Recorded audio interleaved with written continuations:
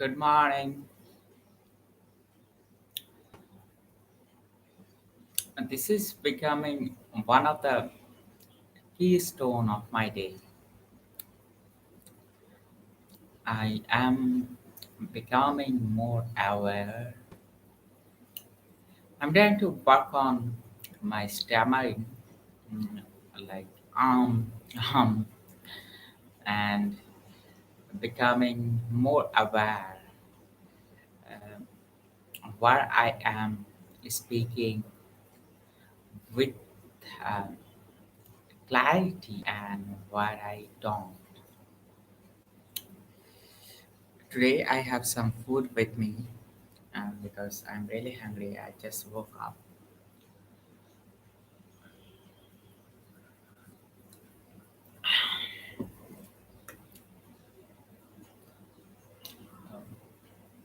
I will set my timer.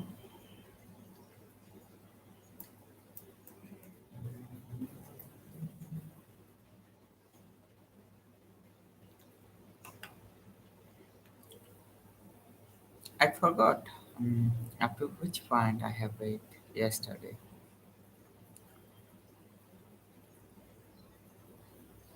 We'll start from below.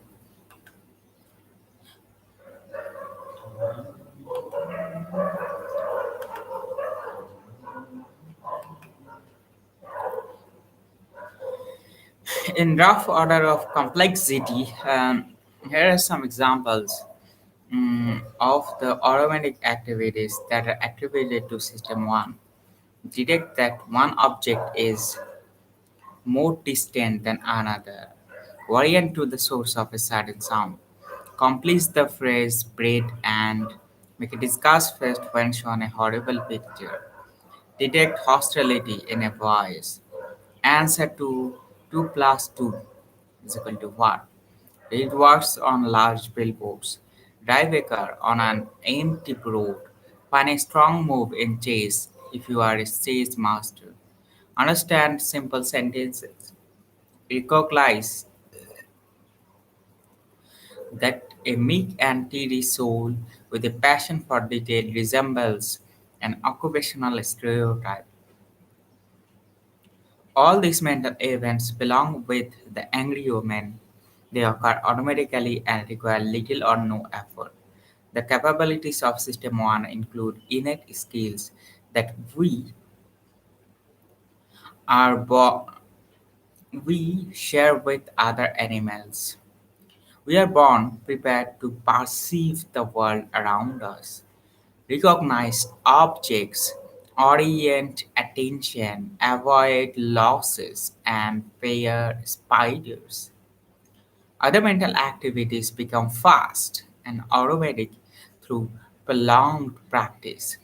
System 1 has learned associations between ideas, the capital of France.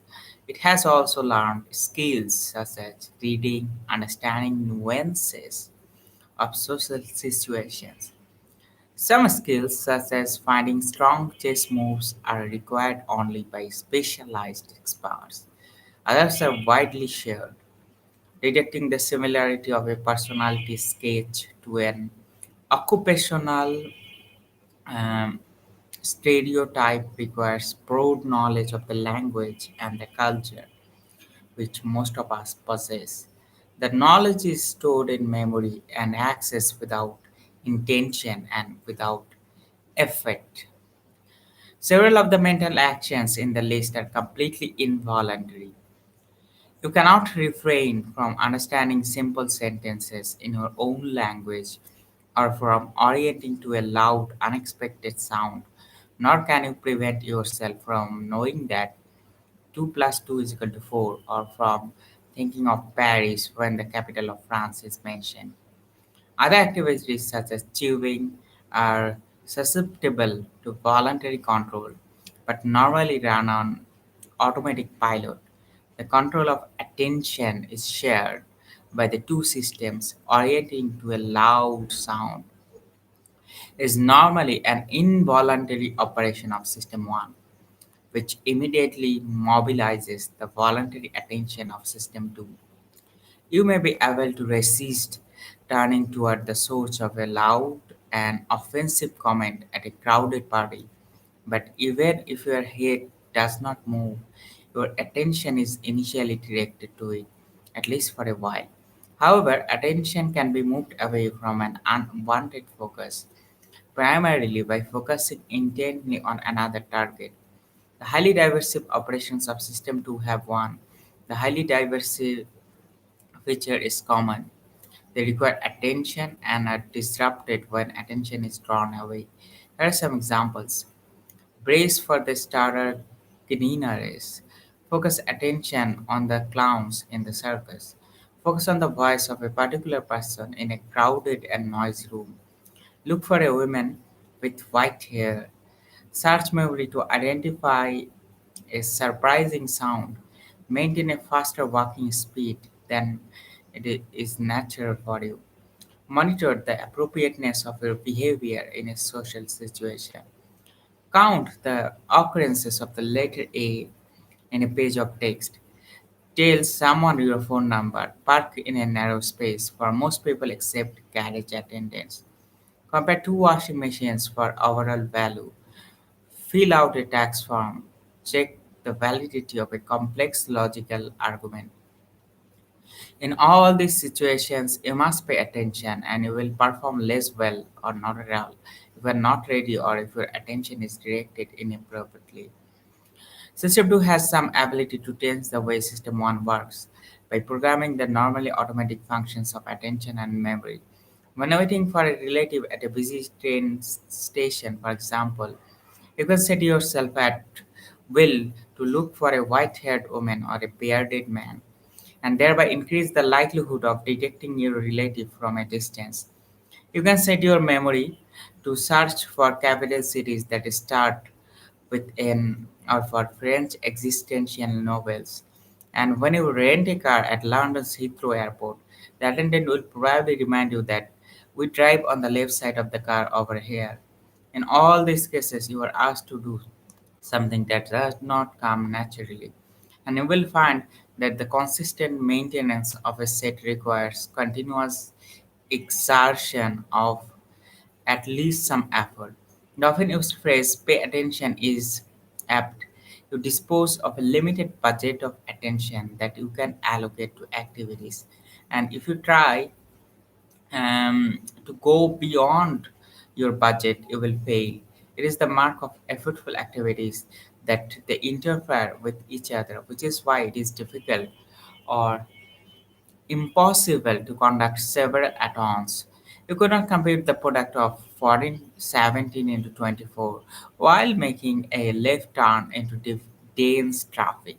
And you certainly should not try. You can do several things at once, but only if they are easy and undemanding. You're probably safe carrying on a conversation with the passenger while driving on an empty highway. And many parents have discovered, perhaps with some guilt, that they can read a story to a child while thinking of something else. Everyone has some awareness of the limited capacity of attention, and our social behavior makes allowances for these limitations. When the driver of a car is overtaking a truck on a narrow road, for example, adult passengers quite sensibly stop talking. They know that distracting the driver is not a good idea, and they also suspect that he is temporarily deaf and will not hear what they say. Intense focusing on a task can make people effectively intense blind even to stimuli that normally attract attention. The most dramatic demonstration was offered by Christopher Chavez and Daniel Simons in their book The Invisible Gorilla. They constructed a short film of two teams passing basketballs, and one team wearing white shirts and the other wearing black. The viewers of the film are instructed to count the number of passes made by the white team, ignoring the black players. This task is difficult and completely absorbing. Halfway through the video, a woman wearing a gorilla suit appears, crosses the court, thumps her chest, and moves on. The Gorilla is in view for 9 seconds. Many thousands of people have sent the video, and about half of them do not notice anything unusual. It is the counting task and especially the instruction to ignore one of the teams that causes the blindness. No one who watches the video without that task would miss the gorilla, seeing and orienting and automatic functions of System 1, but they depend on the allocation of some attention to the relevant stimulus. The authors note that the most remarkable observation of their study is that people find its results very surprising. Indeed, the viewers who fail to see the gorilla are initially sure that it was not there. They cannot imagine missing such a striking event. The gorilla study illustrates two important facts about our minds. We can be blind to the obvious, and we are also blind to our blindness. Plot synopsis. The interaction of the two systems is a recurrent theme of the book, and a brief synopsis of the plot is in order. In this story, I will tell System 1 and System 2 are both active whenever we are awake. System 1 runs automatically, and System 2 is normally in a comfortable low effort. And System 2 is normally in a comfortable low effort mode in which only a fraction of its capacity is engaged. System 1 continuously generates suggestions for System 2, impressions, intuitions, intentions, and feelings. If endorsed by System 2, impressions and intuitions turn into beliefs and impulses turn into voluntary actions. When all goes smoothly, which is most of the time, System 2 adopts the suggestion of System 1 with little or no modification. You generally believe your impressions and act on your desires, and that is fine usually. When System 1 runs into difficulty, it calls on System 2 to support more detailed and specific processing that may solve the problem of the moment. System 2 is mobilized when a question arises for which System 1 does not offer an answer. As probably happened to you when you encountered the multiplication problem 17 to 24. I don't know when my time ended. I was curious. Okay, I have hands free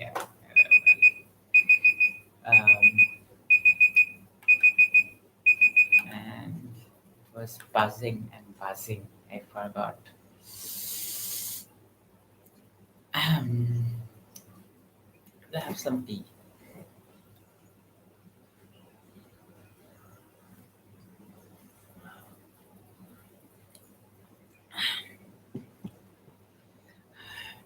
And put on a marker of where I was. Okay, now the book is gone. Today, um, we have mostly read about System 1's detailed explanation, like um, what is System 1 and how it helps to make our cognition intention. Kahneman talks about System 1's limited resources, like um, at any moment we have limited resources to deploy to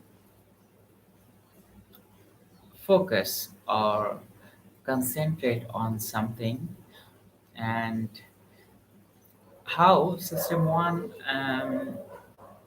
invokes System 2. Like, um, usually, System 1 is mm, making automatic decisions when it's familiar, when it's um, something that is inherent, um, and something that is not hostile.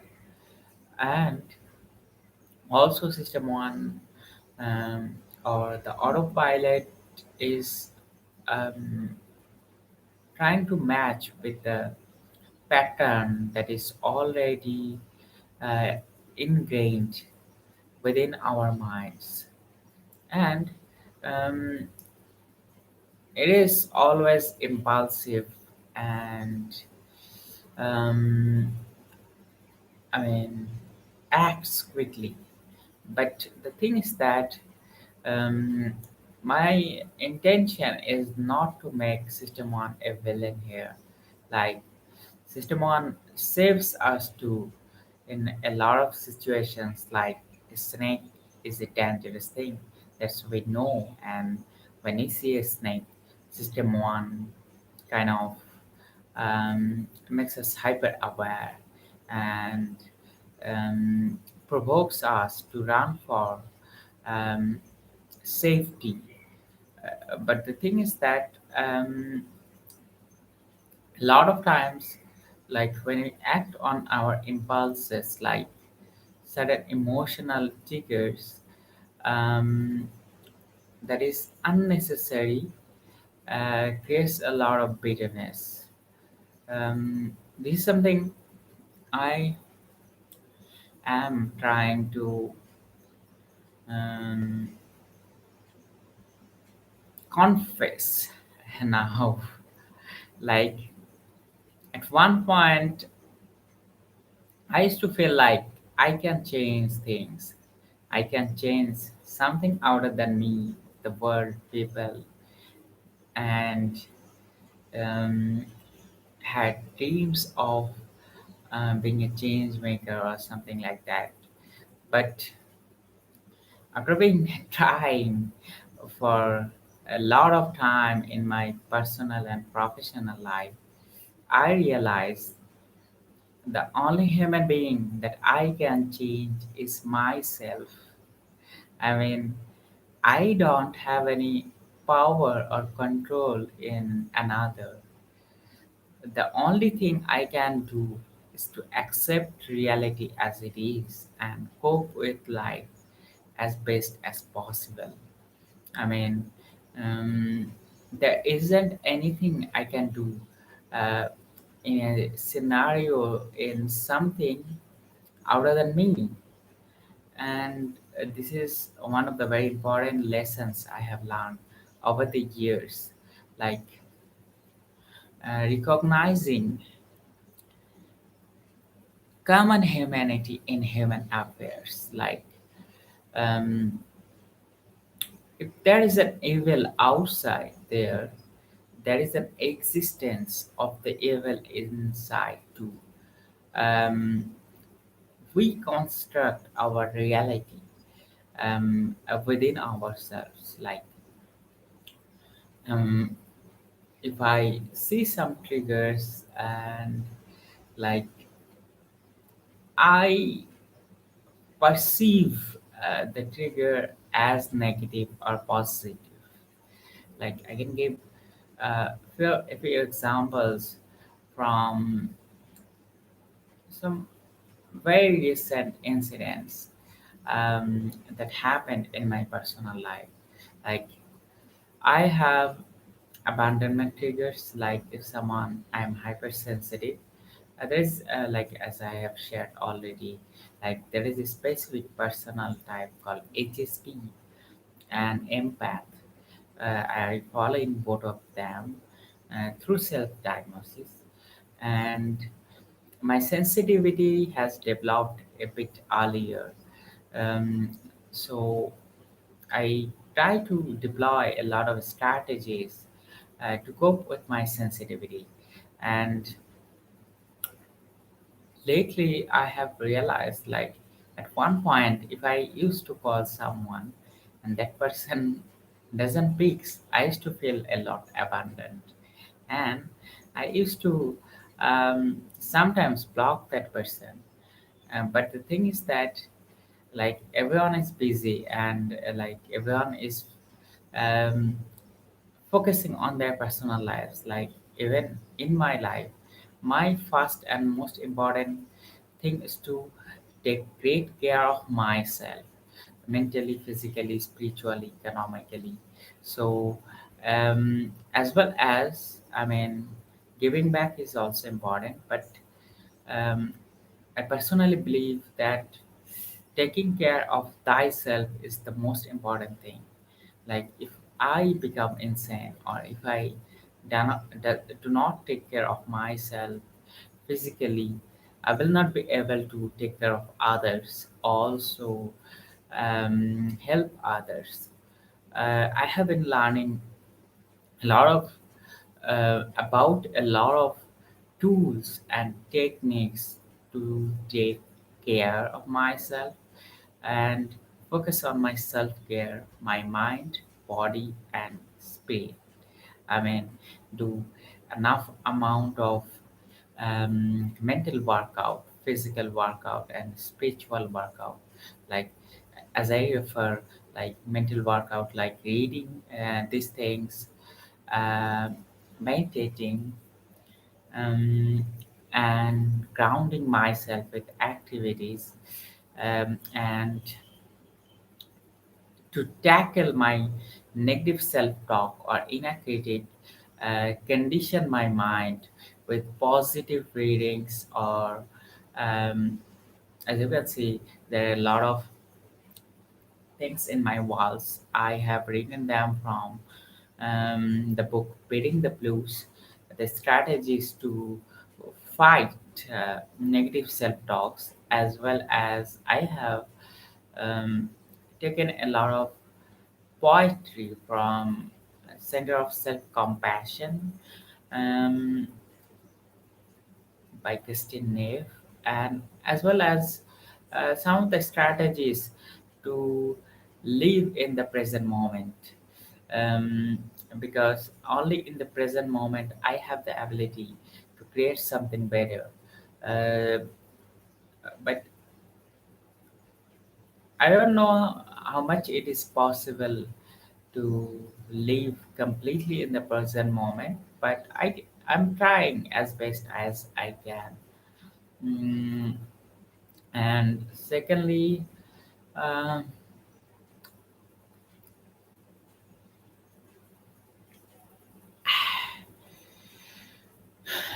journaling, and every time, like if something doesn't work, I try to find a new strategy. Like these days, I am talking with someone and I'm sharing everything that is going on with my life weekly twice um, for an hour or so. And I'm feeling a lot better just for being listened to and being heard and understood. Um, she's not solving any of my problems, but I am feeling a lot better. And I'm trying to have some time only for myself, as well as like take better care of my brother. My brother had like threw some tantrums yesterday, and like we are in the middle of a heat wave in the city I live in, and he was thirsty and he was not being able to communicate. Like the other day, he was also throwing tantrums, and then I realized he was hungry. And the thing is that knowing the right language to communicate a specific physical state or emotion is really important in interpersonal communications, which I really lacked for a long time. And these days, I am trying to learn the language or the peaceful way to communicate my needs and wants, um, and as well as like my brother, um, as I have shared, he has mental health conditions, and trying to understand the cues um, that he provides me um, to take better care of him too. Mm, Anyways, um,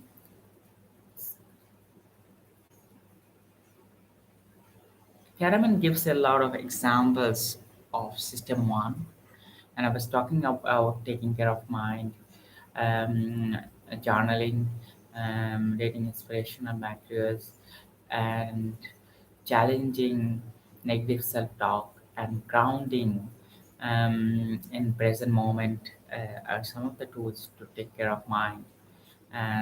Obviously, we know about the good strategy to take care of body, like good nutrition, having uh, a regular sleep habit, and a physical exercise.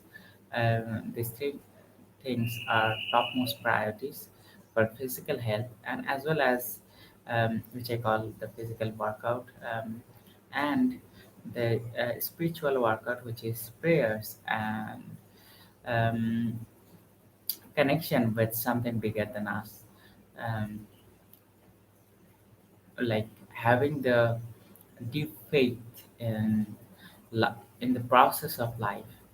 Um, I subscribe to a school of skeptics, but the thing is that skepticism is not denialism. Skepticism is about questioning why it is the way it is.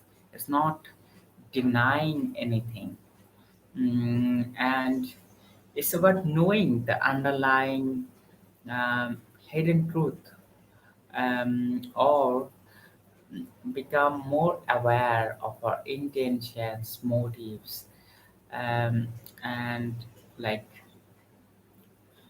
I would say it's not unrealistic at all. So I had a good time this morning reading the intention behind System 1 or the fast thinking. And I am in my personal life, um, I'm trying to be more cautious where I invoke System 2, where I do not, and understand my emotional triggers and impulses. Like, um, I called a colleague, an ex-colleague, several times, and I had a lot of conversation with him lately, and he didn't pick my call last few days, and in my mind, lots of negative assumptions were going on. Like he might have been avoiding me, or a lot of things were going on inside. But this morning, I had received a text from him seeking apology, which is really good, which made me feel better. But the thing is that initially, my abandonment triggers were called, like I need to do something because he's not responding to me. So I have ruined a lot of my interpersonal relationships responding giving response to this kind of emotional triggers like uh, not calling in the sensibility or system to like I also avoid people. I also do not pick call, and I make excuses also too, because sometimes maybe I do not want to um, face this person, or sometimes I need to have a difficult conversation with someone, and I want to avoid that. And anyways, it has been a wonderful morning, reading, thinking fast and slow. Hopefully, I will uh, come back tomorrow if citrus previous. This is something I learned lately. Like if everything else remains constant, like the word is citrus paribus. Um, so, anyways, have a good day.